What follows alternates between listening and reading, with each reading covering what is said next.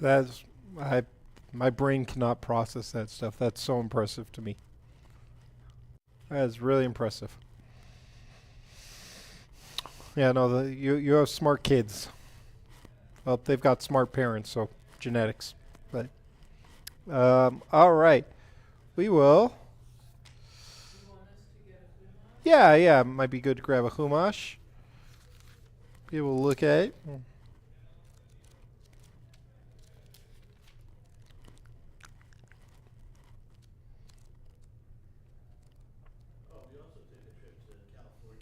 Nice. Where in California did you go? Okay, that's where Jerry's lives. Jerry's visiting us from Menlo Park. There you go.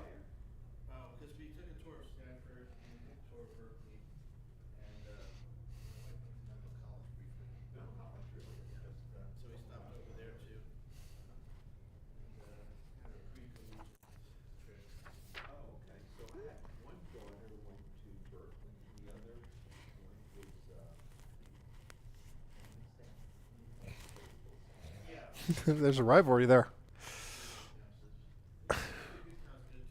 Yeah, it is a great school.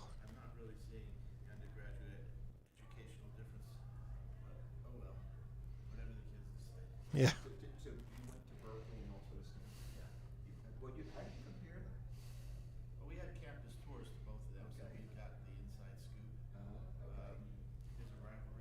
Yeah.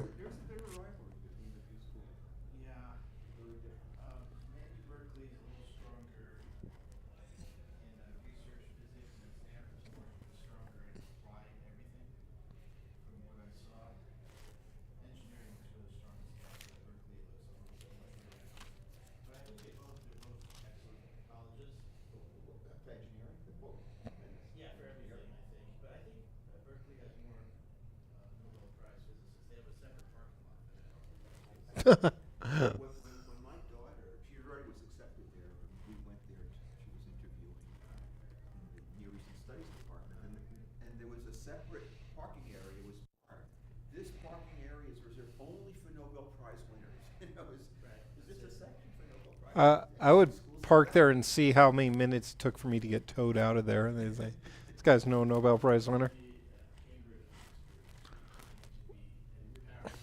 Hmm.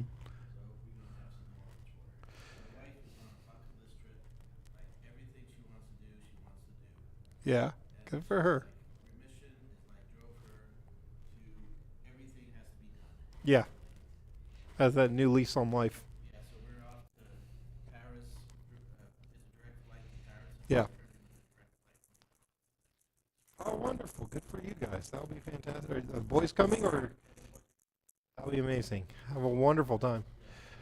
All right. Well, here we'll jump in, and um, and start with our blessing for study. If more people join us, great. Baruch atah Adonai Eloheinu melech haolam asher kishav stav vanu la'asok b'divrei Torah. Make and blessed are you on our God, ruler of the universe, who commands us to busy ourselves with words of Torah. Now we're going to jump into. How about we go to the very end of chapter 4, Numbers chapter 4, page 793. And I feel like this conversation I've had with a couple of you before. So let's see. Who wants to read that last paragraph of chapter 4, verse 46? I can go for it, Jeff. Come on in. Here, we'll give folks. Sorry. Hold on. We'll just pause. Let a few more folks come in. Come on in. All right. We're on page.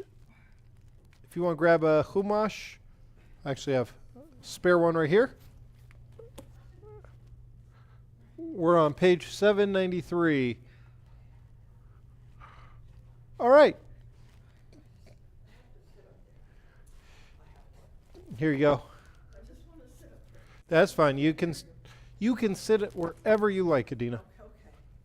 Okay. Jeff, go ahead.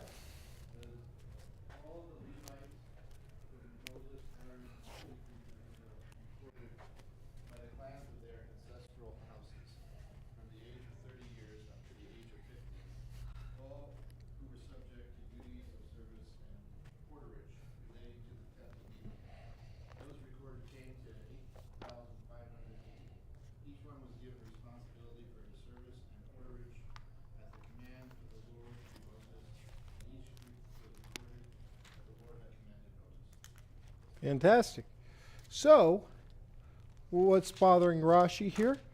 Rashi looks at verse 47 there, where it talks about the duties of service. And it says, from the age of 30 years up to the age of 50, all who were subject to duties of service, porterage relating to the tent of meeting. And so Rashi is asking, well, what are the duties of service? And what he says is this refers to the music with cymbals and harps, which is service for another service, the offering of the sacrifices by the priests.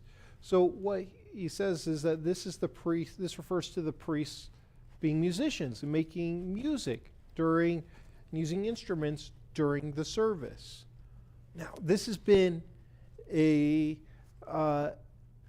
something I've had many conversations with people on in my time here at Kolami, because typically when you go to, we're a dual affiliated synagogue, and when that merger happened 50 something years ago, one of the compromises was like, okay, for the conservative crowd, we will have 2 kitchens and we will keep kosher in the building. And for the reform crowd, I'm really glad you're here for this conversation, Danny. For the reform crowd, we will allow an organ at the high holidays. And that was the compromise. Because at the time, organs were a big thing in Reform Judaism, not as much anymore. But today, when you go to a Reform synagogue, it is pretty standard to hear musical accompaniment, instrumental accompaniment to prayers and songs. And basically every Reform cantor I know plays piano or guitar and very regularly does that in the service. And now actually there are many conservative synagogues that do that as well. Does your synagogue use instruments? No. Yeah, so a lot of conservative synagogues have started in recent years. Park Avenue in New York. Last week we had Rabbi Alexis Pinsky out here from New York, and she often works at Park Avenue Synagogue, and she said that they use instruments for all their services, and this is one of the big conservative synagogues in New York City. But traditionally, we don't, like in conservative and Orthodox Judaism, they don't have instruments as part of a service. And that's something that I've had conversations with folks here, some folks being very uncomfortable with the idea of instruments during a service. Or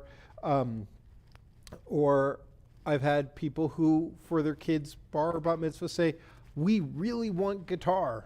Can the cantor do guitar for the service? And others who say, we want no guitar, no instruments.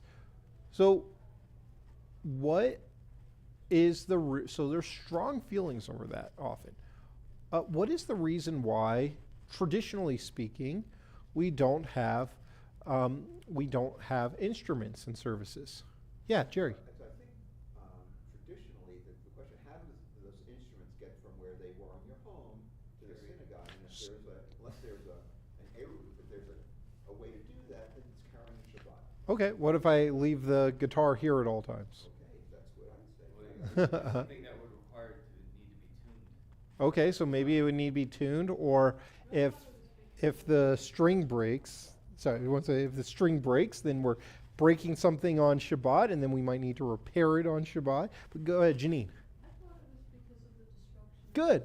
Yeah, tell me. We don't have instruments. Yes, so that is one of the traditional reasons too, is that, and this explains, by the way, the difference between Reform and Conservative Judaism theologically on this issue, is that Rashi here is talking to, is saying these were the duties of service for the priests in the temple. And the destruction of the temple is seen as a tragedy, horrible thing that occurred. And And so people have said, well, if we were doing musical instruments on Shabbat or on a holiday, that is something that would have been done at the time of the temple and should only be done at the temple. And we are still in mourning for the loss of the temple. And so it feels insensitive, perhaps a celebration or something, and not thoughtful to the fact that we have lost our temple. And so we cannot do that without the temple. And so now, very often, I mean, there are synagogues out there that are not Reformed, that have temple in their name, like temple.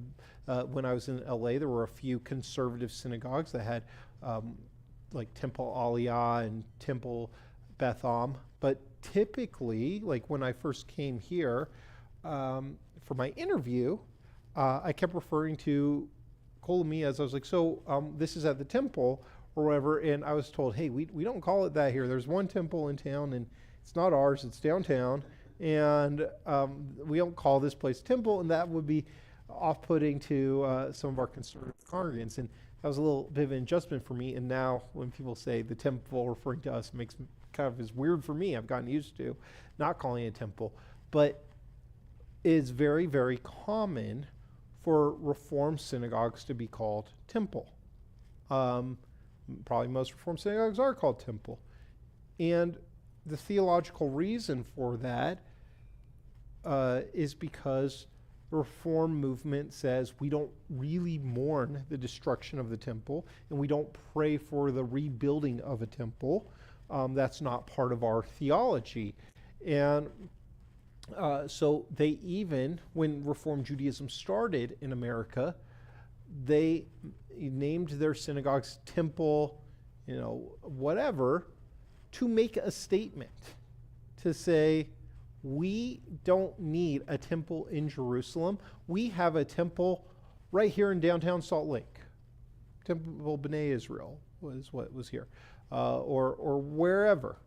They were, and even the founder of the first truly Reformed synagogue in the country, perhaps, in Charleston, South Carolina, at the dedication, said, this building is our temple, and Washington, D.C. is our Jerusalem, and this country is our Israel. And he said that very defiantly. But for conservative and Orthodox Jews, you seldom see a synagogue called temple. That probably would have been a deal breaker for the merger here if the Reform folks were insisting this was called temple whatever. Because they said, because in conservative and Orthodox tradition, there is still a mourning for the loss of the temple and a praying for the rebuilding of the temple. So, I don't know, tell me what you think a little bit. We have a little discussion. If you are pro or anti.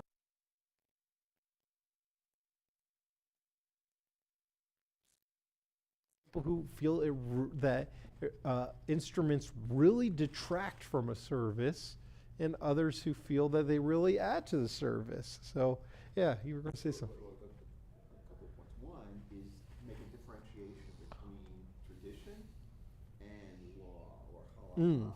What's the basis for it? And to say, well, we did this because it was traditional, at least for me, has less of an impetus than to say, by the way, it's either grounded in the Torah or it's grounded in halakha in some way that's developed. So there's really an underpinning for it versus, well, it's really what way we did it. We're going to continue to do it that way. If you're going to continue, you could ask, well, is there a benefit to not continuing? Yeah, I've said to our staff here that two things I never want to hear are, well, we have to do it this way because it's always been done this way, or we can't do it this way because it's never been done this way. Is this something that's minhag, which is tradition, or is this halakha, is this law? And there's a big, big difference between the two. So which is the instrument? That's a great question. I'd have to look. Melachot involved, right? I- Things like stuff with the tuning or the carry. Yeah, I think in that regard, I mean, so I think it's a little bit of both. I've heard the halakhic argument is, again, if you potentially broke a string or something like that or had to tune it. right, or just all that stuff. So that's the halakhic argument. But if it was truly a halacha issue, then those conservative synagogues that have that as part of their service would not be allowed to do that and stay in the conservative movement. And certainly Park Avenue Synagogue is, again, one of the premier conservative synagogues in the country. So they would probably argue, no, this is minhag, because of, and so there's questions too. I've heard this of, well, is it the type of instrument? So like perhaps a guitar would be halachically not permissible because I'd have to tune it and I'd have to and I could potentially break a string. But maybe even though you have to tune a piano, you don't really do that when you sit down. But perhaps a piano, or if I were playing drums or something like that, would not be a violation of Shabbat. And so I've heard that in some communities that certain percussion instruments are okay, but string instruments like a violin or a guitar are not okay. I belong to. Just have drums or Good, Adina. I had never thought about this before, but when we're praying and making all the prayers together Yeah. in community, that's a very powerful experience. Mm-hmm. And if I get to be a part of that, and the prayers just sort of build in a momentum, and Mhm. there's a pattern to them. And I like it that way. I like it that way. But I never really thought about, but when there's a cantor, they bring a lot of joy to help the rabbi, they make us appreciate the Sure. service. So there's two ways to consider that, Yeah. you know. Julia. Actually, for example, there are some sonatas by Mozart Yeah. that helps to Yeah. understand better what you are studying. Right. I would play Mozart when I would be studying for my final exams in college. Yes, and so it's important the decibels. I hear, I think decibels. I don't know. Yeah, decibels. decibels. Decibels, Yeah. you know, because there are kind of music which helps you to meditate Mm-hmm. or to yes, or active some areas of your brain. So you think it could help maybe with where yeah, when I was in Nepal last month and I was doing meditation stuff, I found that sometimes having music and stuff like that was helpful to meditation. What was very interesting is the Tibetan Buddhists, they would get into these mantras and chants, and it felt like right as they were in like the deepest part of it, it would sometimes stop and they would play these horns, and horns like kind of snapped you out of that trance, and then you refocused. And so, which is also the point of shofar, is to sort of wake us up. And so, music in some ways can be very helpful in helping us really set an intention and focus, and it can also be used to break that if need be. Since you brought up shofar, why don't we blow the shofar on Shabbat on Rosh Hashanah? That's a good question. I have to look that up. I mean, I think every year I read about it and then I can't remember it, because that it seems like. perhaps every considered time work. you're talking about Yeah. not playing instrument, I mean, you're not gonna repair your shofar. You could leave it in the synagogue, so there's no. That's a great question. Do you know that? Actually, there is a rabbi called Daniel Cohn. You can look up for him online. He makes music. But there are two sounds of shofar. Tu tu tu tu tu tu tu. Yeah. Yeah. You know, that tu tu tu tu tu tu tu is the go now, like you Hmm. were talking about.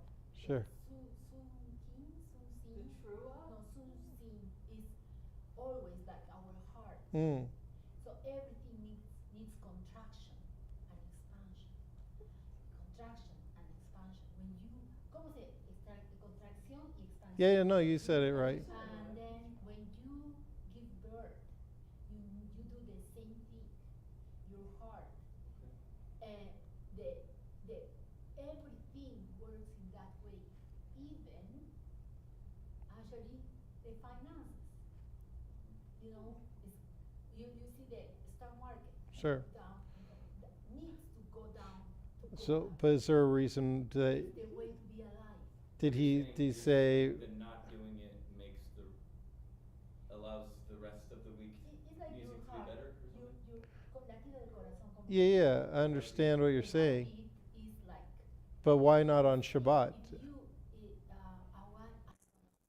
Okay. You're saying that Maybe. I don't know. I'll look that up.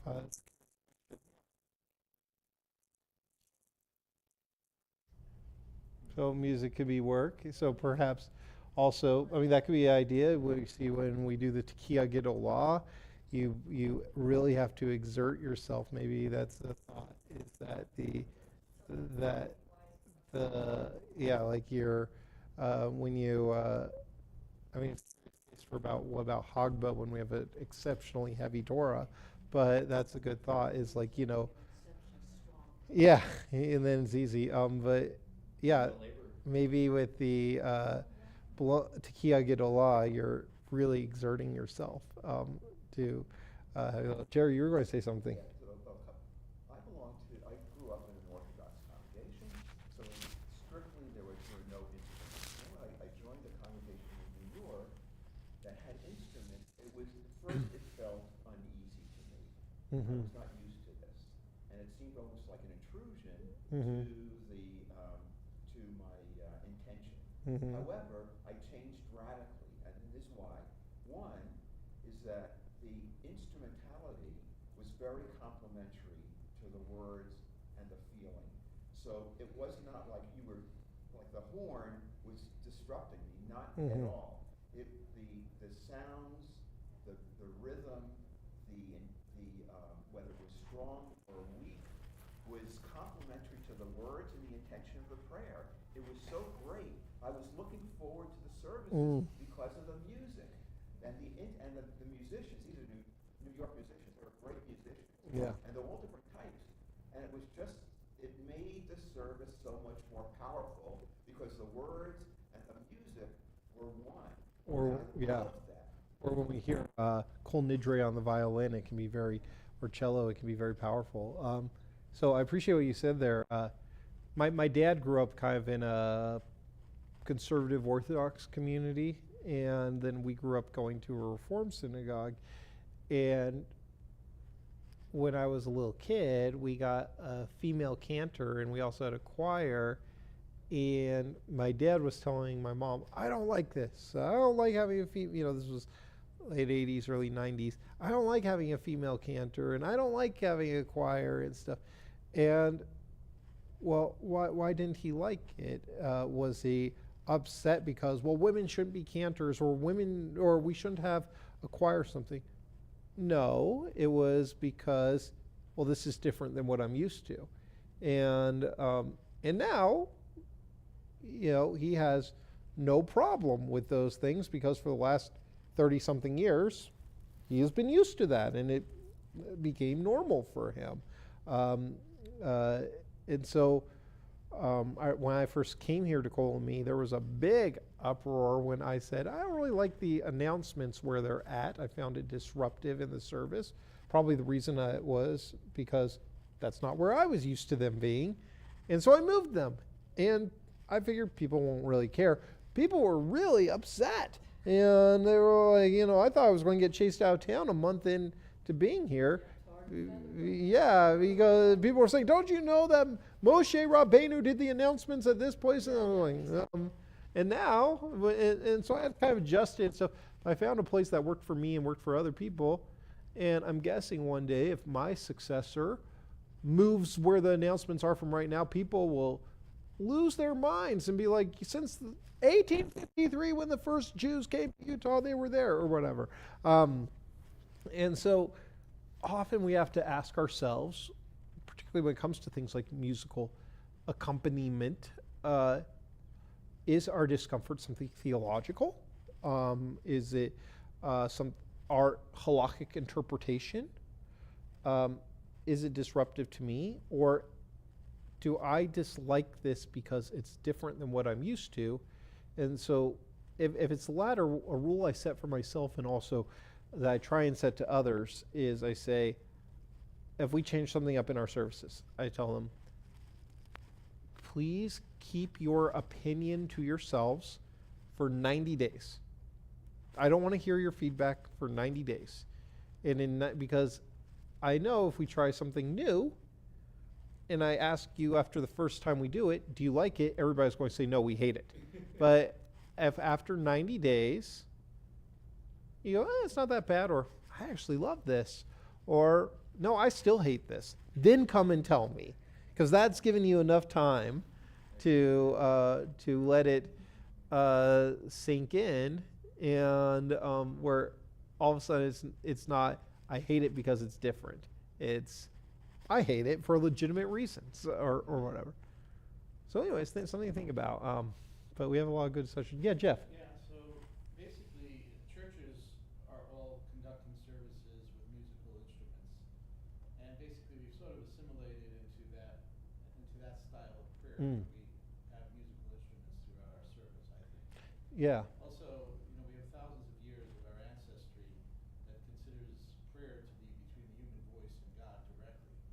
And by adding like stringed instruments that can overpower our own personal voice and our own personal rhythm and pattern, that we might be obstructing actually.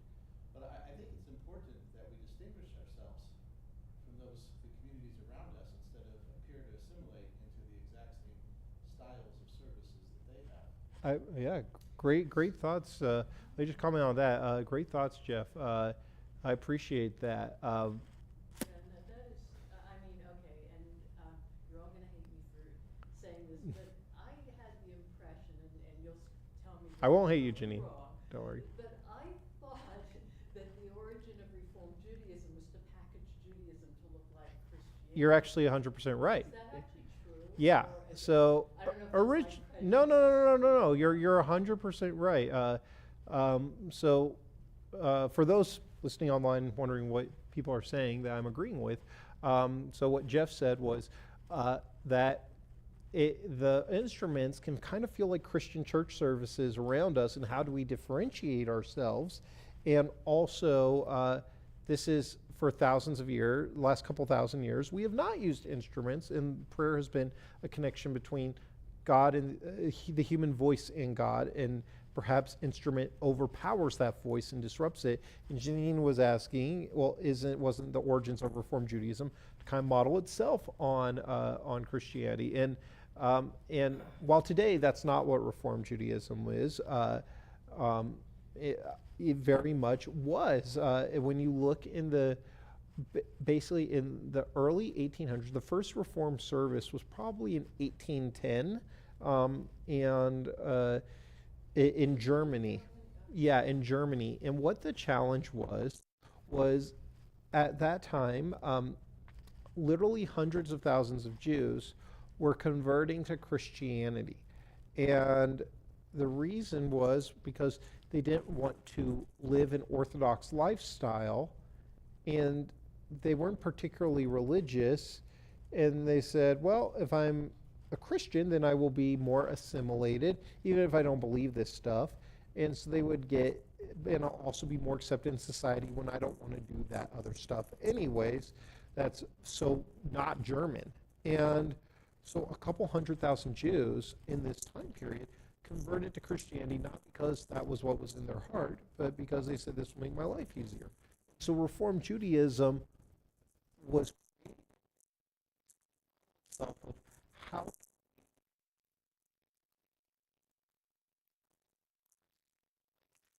church service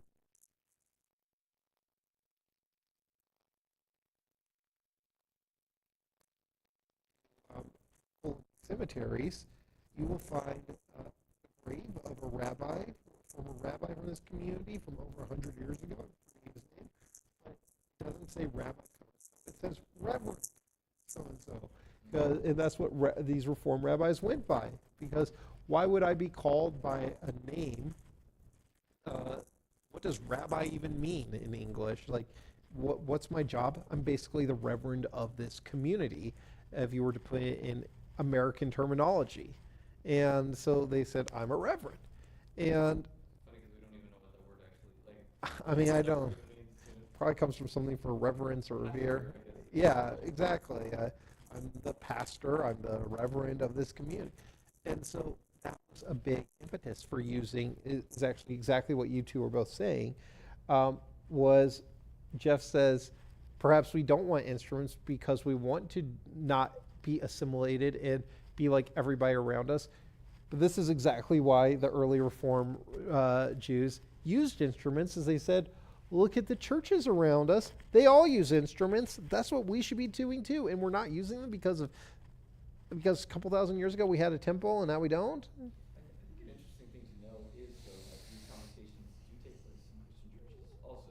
I mean, Yeah, they sure. have, certainly in the LDS church, Yeah. the dominant church in the area, guitars were kind of taboo Mm-hmm. until very recently, the past year or two. Is that just because organs are very dignified and Yeah, it's guitars just- are like it was- hippie? It was a question of reverence, Hmm. like the word reverend, right? Reverence, I guess. Yeah. Comes from that. You know, what they would say, bring the spirit, right? What creates the right mood for worship, right? And you know, the impression was that maybe an organ or a piano was appropriate, Sure. but maybe a guitar would kind of remind people of, you know, their favorite rock band or Yeah. Campfire. You It's know, like or you're something sitting around else. the campfire, Yeah. yeah. so maybe, you know.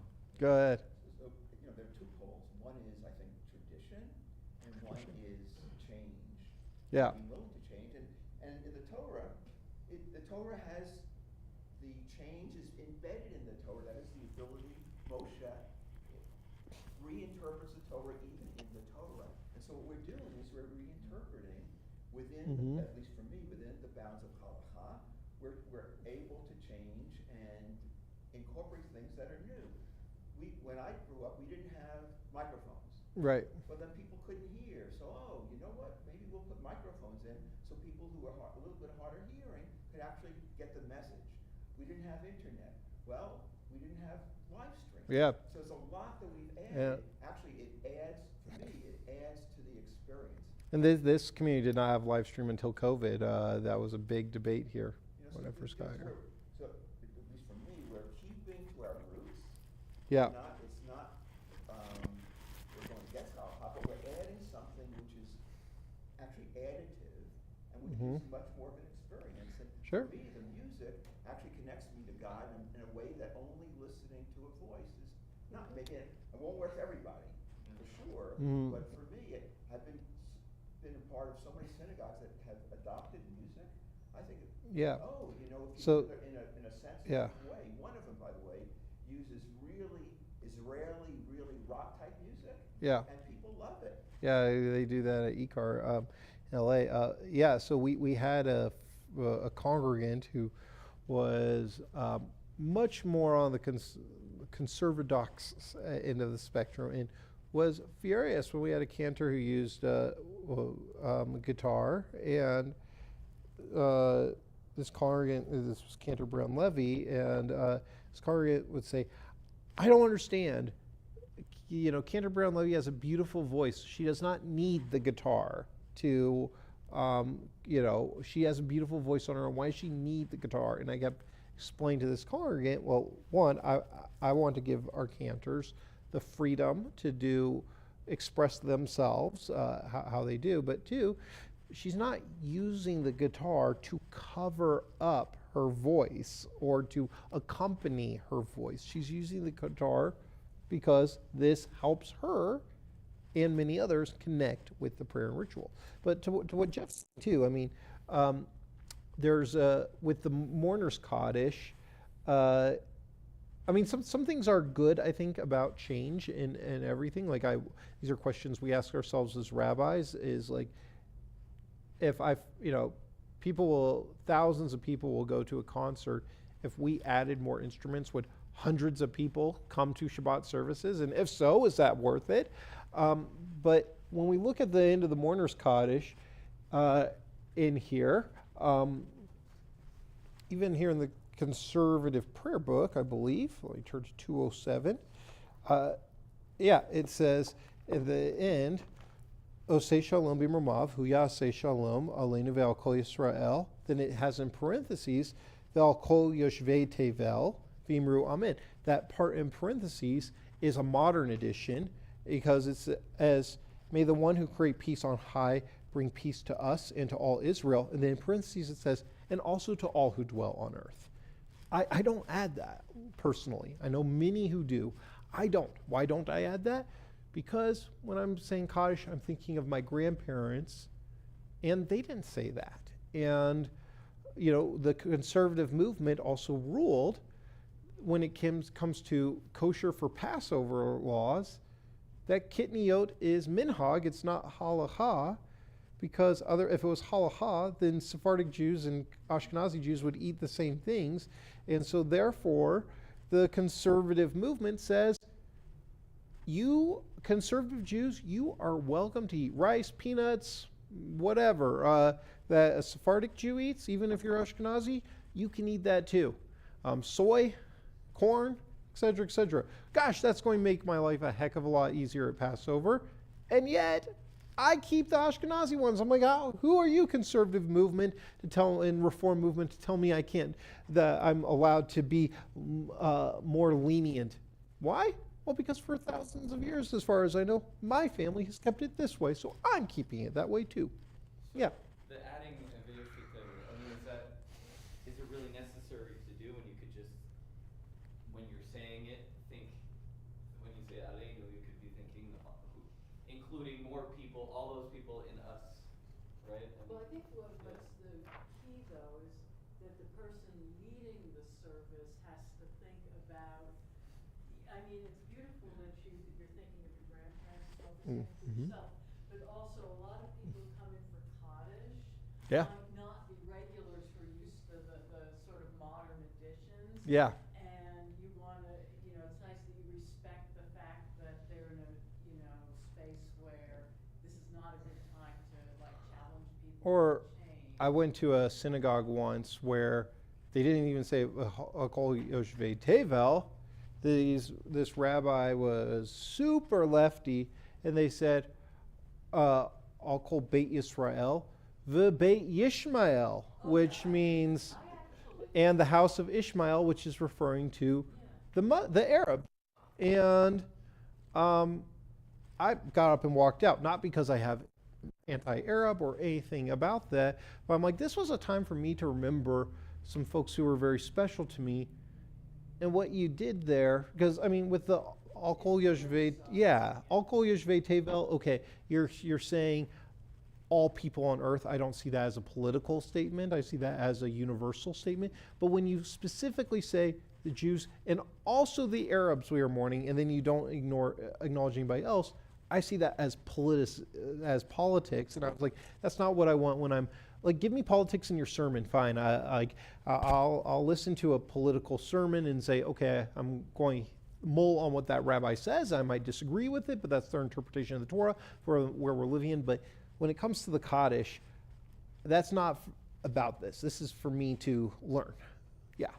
Well, I think Alan and Andelin, they were doing a Kaddish, but it wasn't the mourner's Kaddish. I think it was just. Oh, did they do? But they did both. They said Beit Yishmael. I I could totally see them doing that. I like Alan and Andelin. Yeah. I could totally see him doing that, and I didn't know he did that, but I could totally see that. But that might be for him. Yeah. I was saying, I don't know, maybe if you look at it like to people talking about the Constitution, right? Yeah. Certain words can be interpreted in different ways depending on circumstances, right? Yeah. I would think your ancestors or a lot of people's ancestors who said those words must have been many people who thought about what they were saying in different ways, right? And Perhaps. maybe many of them were thinking V'yoshvei Tevel anyway, in the sense that Maybe. all of us could Yeah. be everybody. I'll tell you when I personally say the Kaddish, I'm not saying and F you non-Jews. That's like not going through my mind. But we like pretty much use almost all of our time on this. So I want to just jump to me. One, I have so many other ones, but you know what? I'll give us stuff for next year. So how about I just jump to one more Rashi tidbit that I thought was kind of fun. Them playing with the words. Let's see. Let's go to page. This is towards the end of the parsha. It's chapter 7, verse 1, which you can find on page 805. 805. It says, on the day that Moses finished setting up the tabernacle, he anointed and consecrated all its furnishings, as well as the altar and its utensils. But when we look at the Hebrew, what it says is, Vayehi b'yom kalot Moshe. And Rashi is bothered. I don't expect anybody to know why, but unless you know Hebrew. But he's bothered that it says kalot instead of kilot.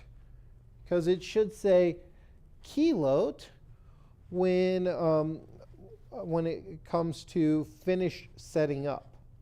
The word should be kilot, not kalot. So he's bothered by this. And he's like, why does it say kalot instead of kilot? Is this just the, it's not it's still a cough, but not. Yeah, it's a cough. So it's a Masoretic thing. Yeah. It's a, So the Masoretes put it. yeah, they put, why did they put a padach instead of a hirik? Or kamatz, in hirik. Does the word kalot sound like any other word maybe you might know in Hebrew? Good, exactly. Kala, like with the had od, we say boi kala, which means come my bride, come my bride. So the word kalot literally means brides. And what Rashi says here, is that the reason they put kalot instead of kilot was that when we entered the temple, we were supposed to feel like a bride on their wedding day. And as somebody who gets to officiate a lot of weddings, and done like 3 in the past 2 weeks, I've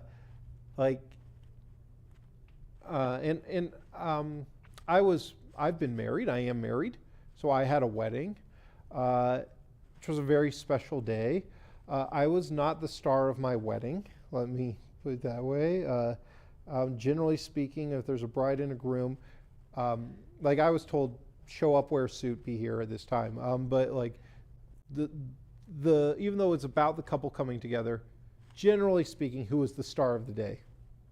That's the bride. Like we all, yeah, the band, right? If you're Danny, it's the band.